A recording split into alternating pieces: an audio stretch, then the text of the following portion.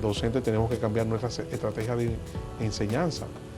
El mundo ha cambiado de repente, de golpe.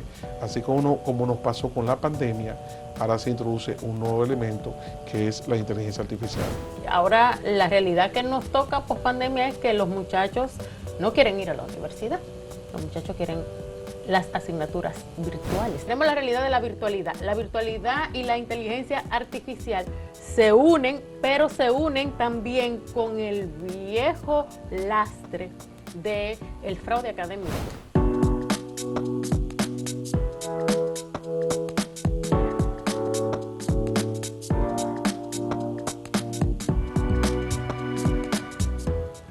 Saludos amigas, amigos, ustedes sintonizan Acento TV y este es su programa a partir de ahora. Hoy, como toda la semana, tenemos a la profesora Ivette Guzmán con su sección Interacción Académica. Y hoy también tiene un invitado, que es un viejo amigo, tengo mucho que no veíamos. Ella le dirá de quién se trata.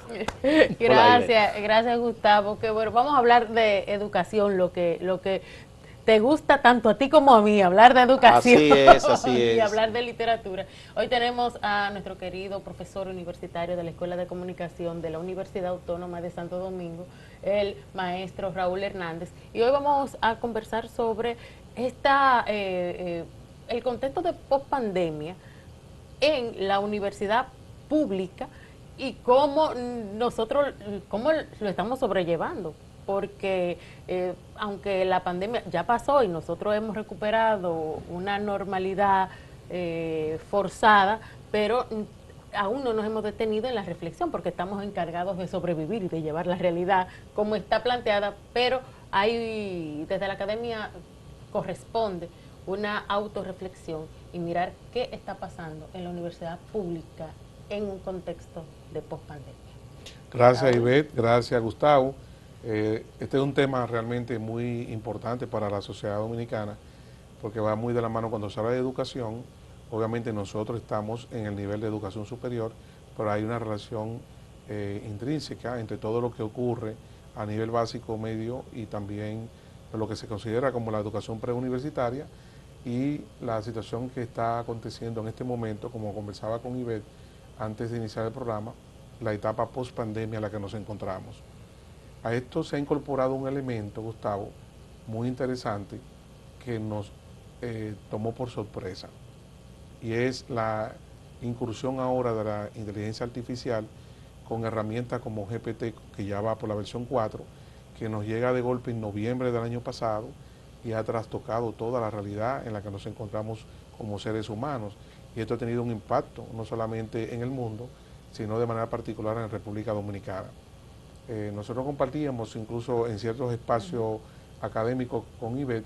Bueno, de hecho, Ivette tiene una propuesta muy interesante que realiza todos los miércoles, en la cual participamos hablando del impacto de la inteligencia artificial en la educación superior. Y aprovecho para señalar, Gustavo, como un punto de partida que da quizá para el análisis, que nosotros como docentes tenemos entonces un gran reto, y es adaptarnos a esa nueva situación.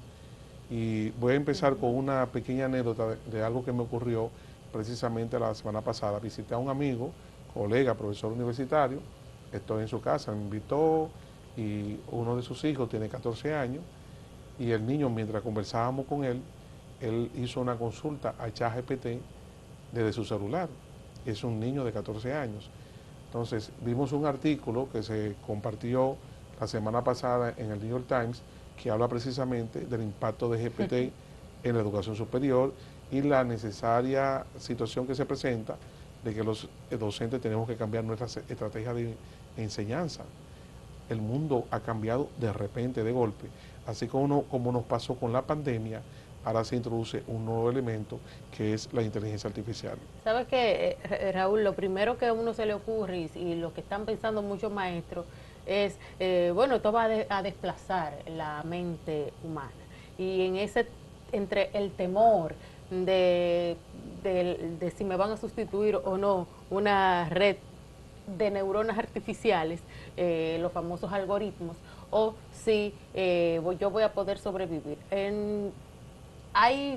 Ahora mismo no podemos poner a dar una receta de qué podemos hacer, pero sí hemos estado planteándonos la reflexión, ¿qué hacer con el ChatGPT en el aula? ¿No? ¿Cómo nosotros podemos introducirlo en las discusiones de aula? Y una de las estrategias es pues vincular más lo emocional con lo intelectual en la parte de la discusión, del trato, y armonizar la parte emotiva con la parte intelectual. ¿Cómo tú ves, Raúl, me gustaría, al profesor universitario que tenemos en las aulas dominicanas, en las universidades dominicanas, llevando esta nueva tecnología al aula o usándola? Porque a veces uno no lo ve tan claro. Mira, esto es un reto interesante. No sé qué pensará Gustavo, pero hay un dato que nosotros debemos tomarlo como punto de partida en el caso concreto de la UAS.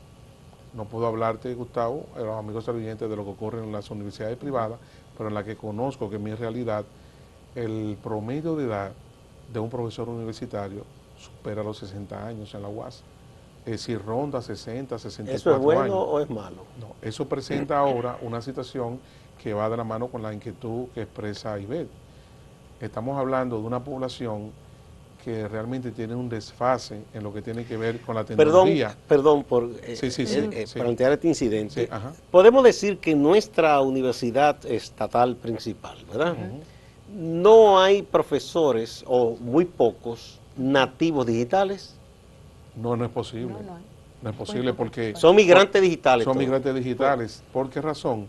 Porque el mayor grueso de docentes supera los 60 años en la universidad.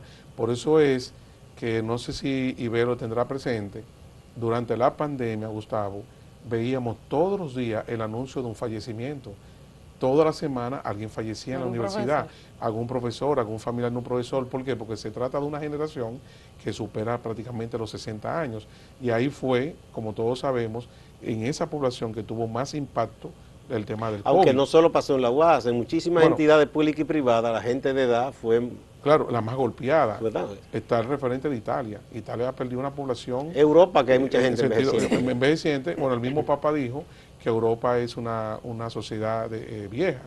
Ahora, ¿a dónde yo voy? Eso es lo que eso señala, Gustavo, de una generación de migrantes digitales ante la incorporación ahora de ChatGPT.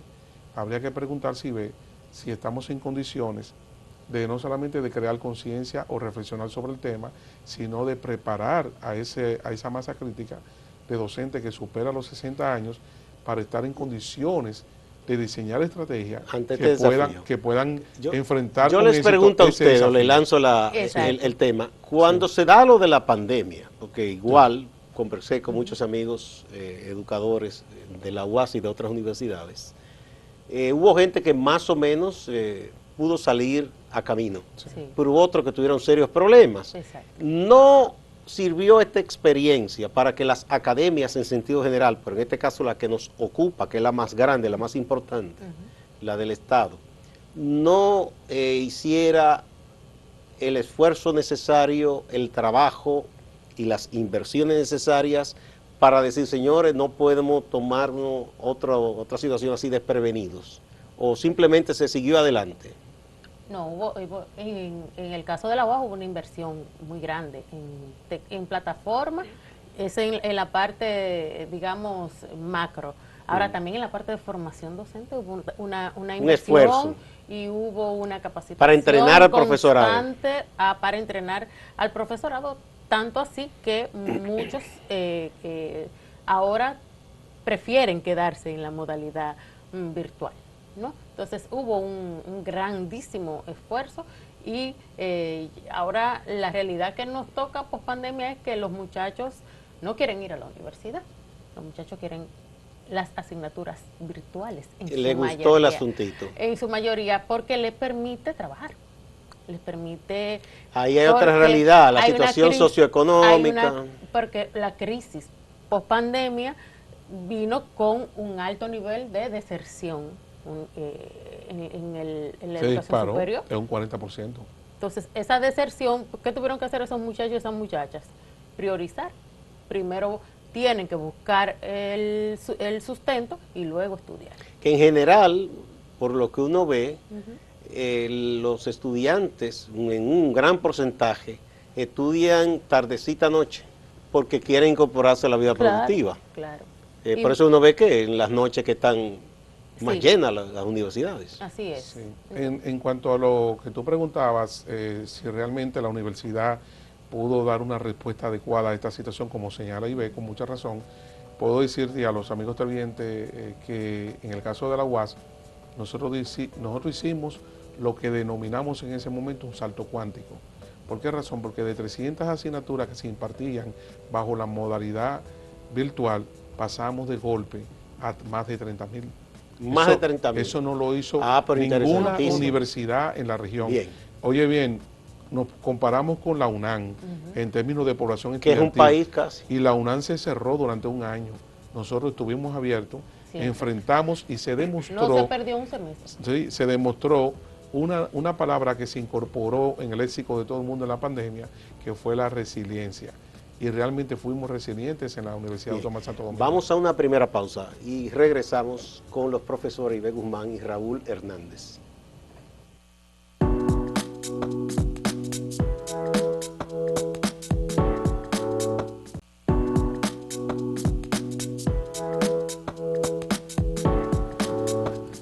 Continuamos con la sección Interacción Académica que coordina la profesora Ivette Guzmán, que hoy tiene de invitado al profesor Raúl Hernández. A ver, ¿qué tú querías decir? Sí, quiero que conectemos la idea. Tenemos una realidad post-pandemia donde hubo que hacer, como denominaba Raúl, un salto cuántico entre lo presencial y lo virtual, ¿no? Hubo una inversión, una capacitación y el 100% de los profesores tuvo que montarse en el tren de la virtualidad, O sea, en de ese manera sentido, obligatoria. se pasó la prueba. Se pasó la prueba. La inteligencia artificial se suma ahora a este reto con un antecedente que ahí es que son primo hermanos, la inteligencia artificial y la academia, el fraude académico. Nosotros veníamos de una realidad, yo no sé si fue un escándalo, que un rector de una universidad privada dijo en su momento que las tesis que se hacían eran compradas en los alrededores de la universidad. Y salió, dice que había negocios en los alrededores de esa universidad donde los muchachos iban y compraban las tesis, ¿no? Entonces, ese problema de plagio, de originalidad en el conocimiento, de creatividad, es lo que ahora viene a sumarse de manera, digamos, mucho más efectiva y mucho más elegante al reto que ya teníamos de anteriormente. Me explico. Tenemos la realidad de la virtualidad. La virtualidad y la inteligencia artificial se unen, pero se unen también con el viejo lastre del fraude académico. Que quizás antes era más difícil hacerlo. De hecho, había que hacer un trabajo. Exacto. Para hacer trampa. Ahora es más fácil hacer trampa. Exacto. Entonces, pero ahora tú tienes una herramienta que hace una trampa original para ti, exclusiva. Entonces, ¿cómo nosotros enfrentamos esa realidad? ¿Cómo nosotros utilizamos esa trampa para nuestro beneficio y no para nuestro perjuicio? Entonces, en ese dilema es que estamos ahora incorporando nuestras nuevas discusiones y poniendo nuestra creatividad y compartiendo experiencias. Entonces, esto supone, pienso Exacto. yo, ustedes me dirán, que son los maestros, una preparación intensiva para el profesorado, para que aprenda a detectar los trucos con esta modalidad ahora de la inteligencia artificial. Yo creo que tenemos que ir en dos direcciones. Los maestros somos de los profesionales, no sé si es en nuestro país o si pasa en el resto del mundo, que nosotros tenemos la tendencia a ser nuestros propios ídolos. Un profesor es Dios en su aula y casi nunca consultamos con el de al lado. Casi nunca, entre los médicos, por ejemplo, aún siendo un médico de eminencia, es natural que haya una consulta entre pares. Entonces, nosotros ahora los maestros, yo creo que lo que tenemos que hacer es reunirnos, qué tú hiciste con la inteligencia artificial este semestre, qué te funcionó, y ese diálogo tenerlo ahora mucho más abierto y mucho más transparente. Por ejemplo, en el caso particular, yo uso el chat GPT y se lo digo y se lo he dicho a los muchachos, que yo he visto que donde el chat pues se quiebra. Bueno, se quiebra cuando tú le pones argumentos o cuando tú lo pones a pensar en realidades muy específicas. Por ejemplo, en tu vida particular, cómo tú aplicas el concepto de la alienación que plantea Juan Bosch en el cuento de la mujer, cómo tú lo aplicas a tu vida, ¿no? Y eso muchos maestros lo tenían como una herramienta o como al final de una guía, pero yo creo que por ahí es que tenemos que tomar ese enfoque de relacionar la particularidad del país, de la región y de la vida de cada estudiante con el conocimiento. Tú me das y entonces ahí una pista. La especificidad es fundamental. la especificidad. Porque no es lo mismo que tú en una clase de literatura le digas a un muchacho, háblame de Shakespeare. Eso es muy general. No, exacto. Eso se lo come rápido la inteligencia artificial. Ahora entonces dice, Shakespeare... ¿En qué se parece Julieta a ti? Exacto. ¿O en qué se parece Macbeth a una realidad que tú has visto, has vivido en la sociedad dominicana? Ahí el ChatGPT no te puede ayudar. Ahí la aplicación se guaya. Como dirían los muchachos. Ahí se quema la aplicación. Entonces yo sí, en literatura, por ese lado, yo veo que hay muchos ejercicios, muchos diálogos, muchas interacciones que podemos hacer y mientras tanto, pues burlar un poco el chat. Ahora, no vamos a irnos en una guerra contra el chat. ¿Para qué tú vas a usar el chat? Entonces, bueno, úsalo. Úsalo para que te dé un marco general. Úsalo para que te plantee rápidamente, por ejemplo, de qué trata Macbeth, por ejemplo, para citar un ejemplo. O qué sé yo. Entonces, por ahí vamos como utilizando el chat por un lado y pues aterrizando el conocimiento con las emociones y con las particularidades de cada uno por otro. Mira, yo escuchándote, Ivette, y también a Gustavo, rememoro esas experiencias que uno tiene en algún momento con los casos de escritores que tienen determinados hábitos muy interesantes. Yo pienso que en este momento se tienen que estar removiendo los huesos de Alejo Carpentier, porque él fue un escritor que él escribía a mano primero y después escribía a máquina. Y mucha gente le criticaba ese método. Está demostrado, ya que hay muchos estudios de neurociencia, que escribir con lápiz o lapicero, escribir a mano, realmente tiene una incidencia en el proceso cognitivo muy interesante porque contribuye incluso a la creatividad del ser humano.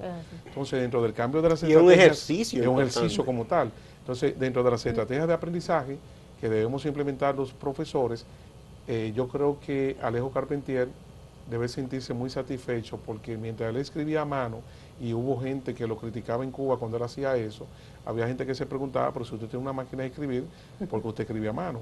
Y él decía que él era más creativo escribiendo a mano primero y después transcribiendo ese manuscrito en su máquina de escribir.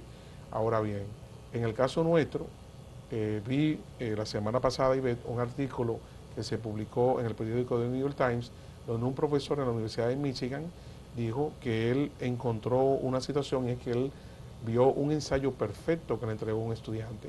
Cuando él descubre, en ese descubrir, se da cuenta que el chico admite en el aula que ese ensayo se lo hizo ChatGPT. Entonces dice ese profesor que él decidió volver al lápiz y al papel. Decidió hacer lo que dice Ivette, no hacer preguntas muy genéricas que puede responder con mucha facilidad ChatGPT. Sin embargo, incorpora elementos de experiencias particulares, individuales, del sujeto como ser viviente, como un ser que está en el tejido social, y ahí no entra ChatGPT, porque es una experiencia particular, no es una información de manejo en una nube. Y eso obligará al maestro, al docente, a tener que diseñar esas estrategias para evitar que la trampa lo arrope en el aula. Digamos que de alguna manera entonces ese será un impacto positivo. Claro que sí. Por eso digo que Alejo al profesor le va a dar más trabajo y al Sí. estudiante también. Sí, entonces el desarrollo de la creatividad se va a potencializar. Fíjate que una situación que la podemos ver como negativa, se puede convertir en un elemento positivo para la humanidad. Vamos a otra pausa y volvemos.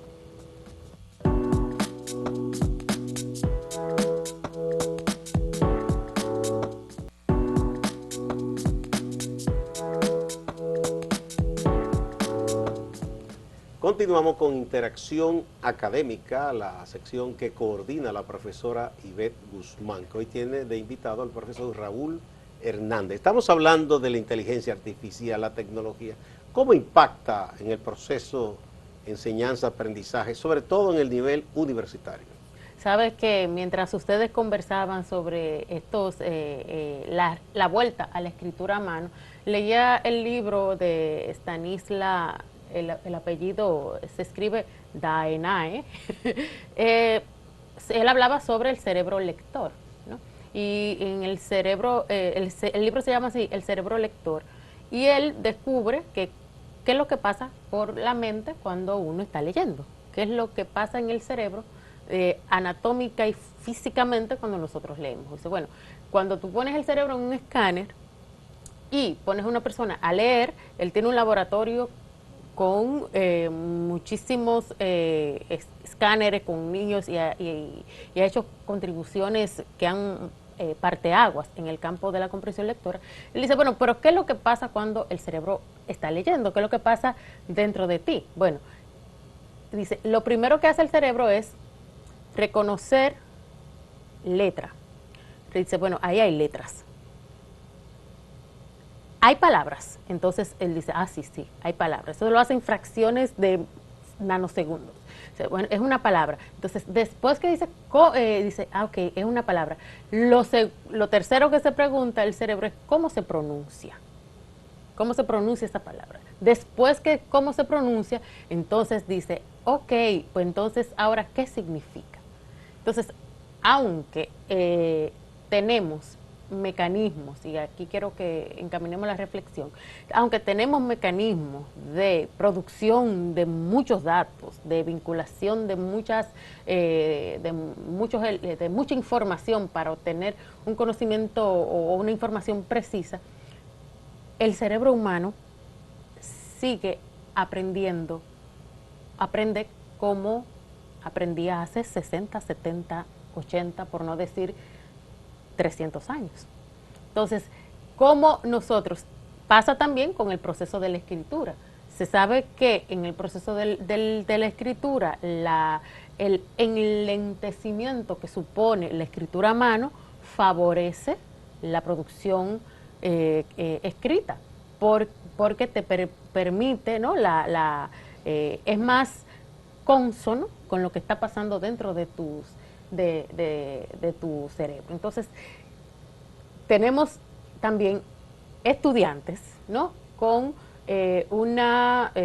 aprendiendo a escribir, nosotros leyendo de manera, tratando nosotros de que lean de manera crítica, con estos retos, ¿no? De la hiperinformación, de la producción rapidísima de textos y de análisis rápido que te da una computadora. Hay ¿cómo nosotros podemos hacer de eso que va tan rápido como que es la tecnología con ese ser humano que está ahí y que está en un proceso verdaderamente que requiere tiempo para madurar, para alcanzar su estado óptimo? ¿Cómo seguirlo nosotros haciendo? Entonces, cuando tienes en un aula ya los retos naturales de la educación superior en la República Dominicana, de población estudiantil, pues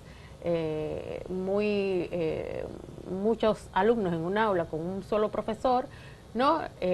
Tenemos una educación preuniversitaria con las deficiencias que tenemos. ¿Qué podemos nosotros hacer? Volver al lápiz y al papel supone a primera vista un retroceso o supone realmente un adelanto en medio de toda esta vorágine tecnológica? Mire, yo creo que la capacidad de respuesta que tiene el ser humano, de adaptación, bueno, Charles Darwin lo planteó en su libro El origen de las especies, que los adaptados son los que logran realmente sobrevivir, no son los más inteligentes ni los más fuertes, sino los que tienen la capacidad de adaptarse. El ser humano tiene esa capacidad y escuchándote, Ivette, recordaba un libro que generó un debate cuando se publicó, que es Homo Videns, de Giovanni Saltori, uno de los exponentes italianos más reconocidos a nivel mundial, que falleció hace un par de años, y ahí él plantea que esa capacidad de abstracción del ser humano se iba a ver afectada por el papel de la televisión. Fíjate que en Homo Videns se habla del hombre video, del hombre que se acostumbra a ver, no a leer. Entonces, ¿qué ocurre? Se pensó a raíz de la hipótesis, perdón, de la tesis que plantea Saltori, que la televisión iba a llegar a un momento en que iba a atrofiar esa capacidad de atracción del ser humano. No ha ocurrido así. Cada vez que surge una nueva tecnología, siempre hay aprensiones, hay preocupaciones que invitan a la reflexión, pero yo lo que digo es que simplemente el ser humano lo que busca entonces es adaptarse y hacer los cambios pertinentes para seguir avanzando. Bien. Yo creo que la inteligencia artificial realmente nos presenta retos, obviamente, vamos a tener que enfrentar esos retos, entonces replantearnos nuevas estrategias de enseñanza-aprendizaje y en esa dirección el ser humano seguirá avanzando. Bien. Pues muchísimas gracias, profesora. Y ya terminamos. Guzmán, como si, sí, ese problema de la televisión, que el tiempo es el mayor verdugo. El tiempo se nos va así de manera muy Gracias, Ivette te puede invitar de nuevo. A Ivette Guzmán, pues siempre temas interesantes en esta sección Interacción Académica, y al profesor Raúl Hernández. Yo creo que todos hemos aprendido un poquito más hoy con ustedes. Hemos aprendido todos. Muchas gracias. Es muy interactuado, ¿no? Es muy interactuado. Sí. Gracias, amigas y amigos. No se vayan a caer más en Acento TV y Acento Portal.